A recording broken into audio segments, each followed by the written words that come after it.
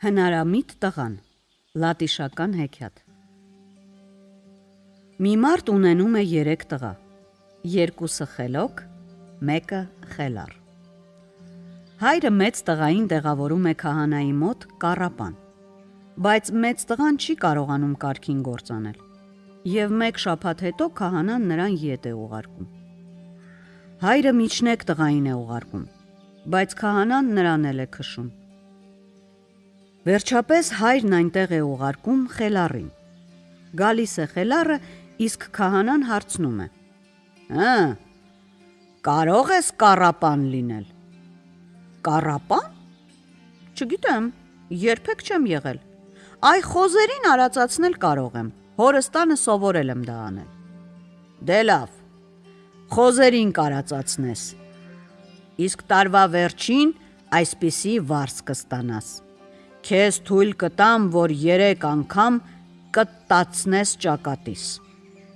Խելառը համաձայնվում է։ Որոշ ժամանակ անց մահանում է քահանայի մայրը, և թաղման համար պետք է լինում մորթել 9 չաղլիկ եզ։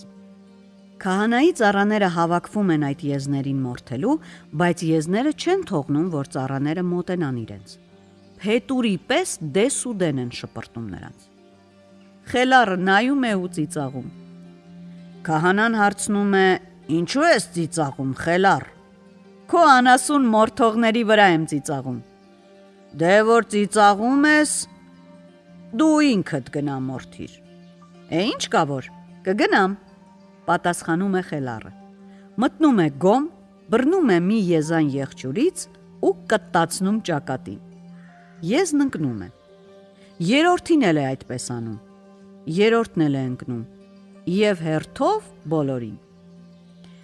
Քահանան տեսնելով իր խոզարածի ուժը շատ է վախենում։ Ինչ պիտի անեմ ես, երբ տարվա վերջին ստիպված լինեմ հաշիվ փակել խելառի հետ։ Հենց առաջին կիրակի օրը քահանան եկեղեցում հարցնում է ծխականներին, թե չգիտեն մի այնպիսի վտանգավոր տեղ, ուր կարելի լինի խելառին ուղարկել, որ նա այլևս ետ չգա։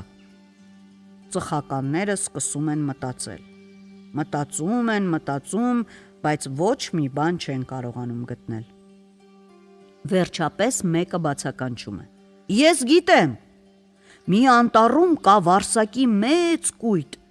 և ամեն գիշեր այդտեղ է գալիս մի հսկա արջը, վարսակ ուտելու։ Եկեք խելառին այնտեղ ուղարկենք։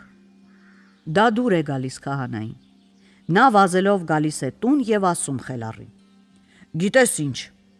3 տարի առաջ կովս կորել է։ Մի քանի օր առաջ նրան տեսել են անտառի բացատում, Վարսակի կույտի մոտ։ Գնա և կովին բեր տուն։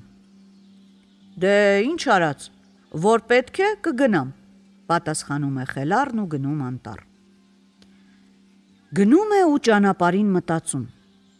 Այն կովը, որ 3 տարի թափառում է անտառներում, արդեն կով չէ, այլ վայրի գազան։ Գնամ մի լավ մահակ կռեմ։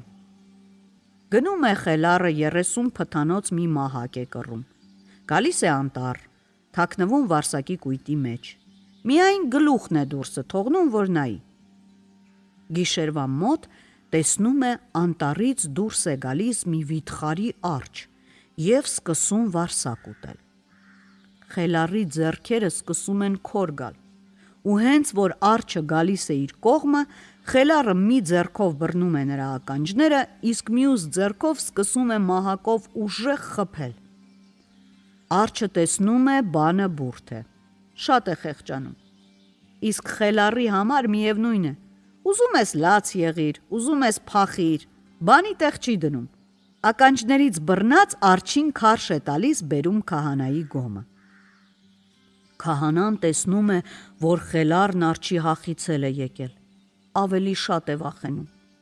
Ինչ կմնա իրենից, եթե տարվա վերջին այդ հսկան 3 անգամ կտտացնի իր ճակատին։ Եվ քահանան որոշում է ինչ գնով էլ լինի նրա վերջը տալ։ Սկսում է մտածել, թե էլ ուր ուղարկի խելառին։ Շատ է մտածում, քիչ է մտածում, վերջում որոշում է. Լսիր խելառ, 3 տարի առաջ մեր ճահճում իմ մի ծառան մոլորվել է։ Այդ ճահճի միջով գետ է հոսում։ Նա գնաց այդ գետում լողալու և էլ ետ չեկավ։ Գնա գտիր ծառային։ Դե ինչ արած, որ պետք է, պատասխանում է խելառն ու ճանապարհ է ընկնում դեպի ճահիճ։ Շուտով տեսնում է գետը, իսկ գետի ափին նավակ։ Խելառը պառկում է նավակի մեջ ու քնում։ Կեսգիշերին մոտ արթնանում է և լսում ինչ որ մեկը գալիս է, և նրա քայլերից գետինը դողում է։ Խելառը գլուխը բարձրացնում է և տեսնում իր առջև 3 գլխանի սատանա է կանգնած։ Ինչ անեմ, մտածում է նա, բայց իրեն չի կորցնում։ Բռնում է սատանայի մորուքից և տուր թե կտաս մահակով։ Ոնց էլ որ սատանան փորձում է դուրս պրծնել նրա ձեռքից, չի կարողանում։ Եվ խելառը սատանային քարշ տալով բերում է քահանայի տուն։ Քահանայի տնեցիք դեռ քնած են լինում։ Ոչ ոք խելառի առաջ դուռը չի բացում։ Իսկ սատանան կատաղածի պես թփրտում է։ Խելառը բարկանում է և ցուցամատով խփում է դռանը, որ տնեցիներն արթնանան։ Բայց այ քեզ բան։ Դուռը տեղից դուրս է ընկնում։ Քահանան դուրս է թռչում տնից ու ձայնը գցում գլուխը. «Քո սատանային տար արջի կողքը և ինձ էլ մի անհանգստացրու»։ Ինչ արած։ Խելառը սատանային տանում է արջի կողքը, իսկ ինքը պառկում է քնելու։ Առավոտյան քահանան նորից է սկսում մտածել, թե էլ ուր ուղարկի խելառին, և գտնում է. թող խելառն արջին լծի սայլին, վերցնի սատանային ու գնա թագավորի մոտ։ Լավ։ Խելառն արջին լծում է սայլին, սատանային նստեցնում է կառապանի տեղը, ինքն էլ նստում է աղայի տեղը և սլանում թագավորի պալատը։ Գալիս է թագավորի մոտ, իսկ թագավորը ասում է նրան. «Տեսնում ես մեծ լիճը, այդ լճի ափին մի պալատ կա,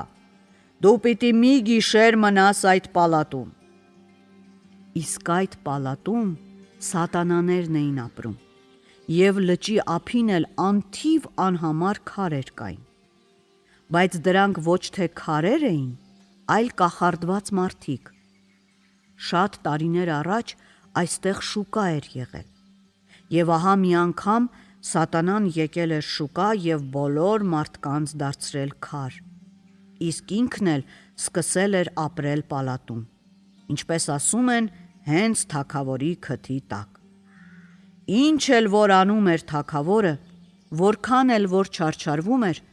չէր կարողանում անամոթ սատանաներին քշել այդտեղից։ Ահա այդ պալատում էլ մի գիշեր պիտի քներ խելառը։ Եվ ինչ է անում նա։ Հենց որ գալիս է պալատ,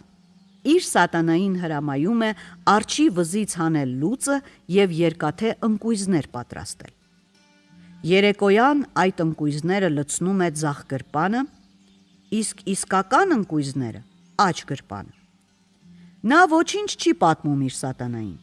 ուղարկում է նրան քնելու և ասում է, որ իր քնելու ժամը դեռ չի եկել։ Արջն ու սատանան պառկում են քնելու և սպասում։ Մինչև կեսգիշեր լուռ է, ոչ մի ձայն։ Հենց որ կեսգիշեր է լինում, այնպիսի մի դղրդոց է ընկնում պալատում, այնպիսի աղմուկ բարձրանում, որ ականջներդ պիտի փակեիր։ Խելառը վերցնում է իր երկաթե մահակը և սպասում, թե ինչ է լինելու։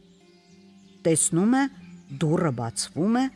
և ներս է մտնում 9 գլխանի սատանան։ Դու ում ես սպասում, հարցնում է սատանան։ Քեզ, պատասխանում է խելառը։ Վերցրու, քեզ համար ընկույզ եմ բերել։ Լավ, բեր տեսնեմ քո ընկույզի համը։ Խելառը սատանային է տալիս մի բուռ երկաթե ընկույզ,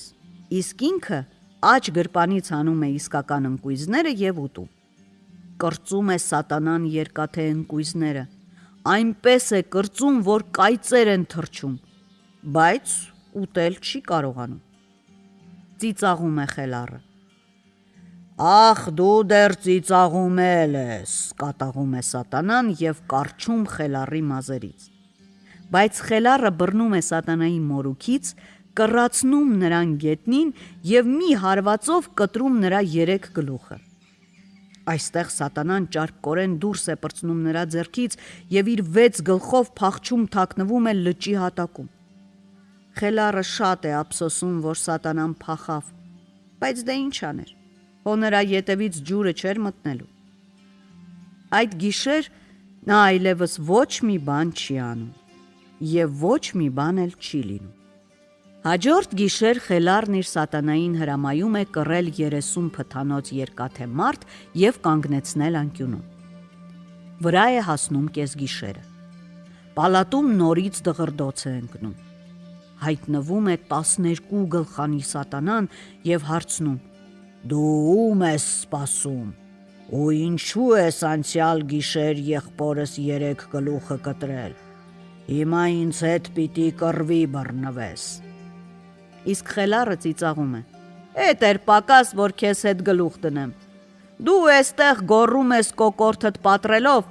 իսկ այն անկյունում պապս քնած է ու իսկի չի էլ զարթնում գոռոցիցդ, էլ ոնց պիտի դու ուժ չափես ինձ հետ»։ «Պապիտ էստեղ բեր», գոռում է սատանան եւ կատաղած հարձակվում երկաթե մարդու վրա,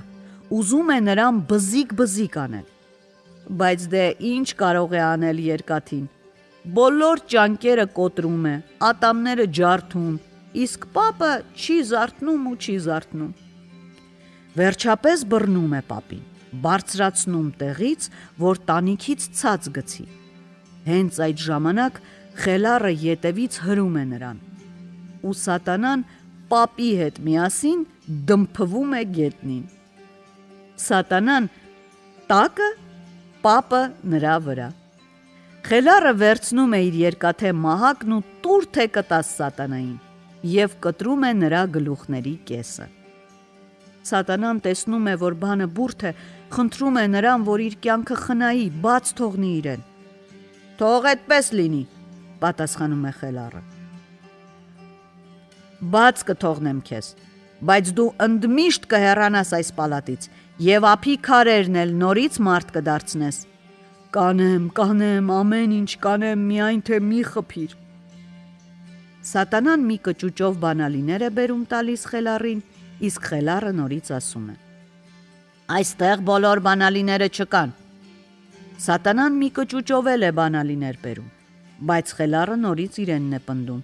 «Սա էլ բոլորը չի»։ Այդ ժամանակ սատանան բերում է 3-րդ կճուճը եւ ասում, որ էլ բանալի չկա։ Խելառը վերցնում է բանալիները եւ սատանային հրամայում քարերին նորից մարդ դարձնել։ Սատանան կատարում է նրա հրամանը եւ ընդմիշտ հեռանում այդ տեղերից։ Իսկ Խելառը վերցնում է դղյակի բանալիները, հավաքում բոլոր մարդկանց, ում ինքը ազատել էր կախարդանքից, գալիս է թագավորի մոտ ու ասում. «Ահա քո դղյակի բանալիները եւ ահա քո մարդիկ, իսկ սատանաներին ես ընդմիշտ քշեցի էստեղից»։ Շատ է ուրախանում թագավորը։ Իր աղջկան ամուսնացնում է Խելառի հետ եւ հետո էլ նրան է տալիս իր թագավորությունը։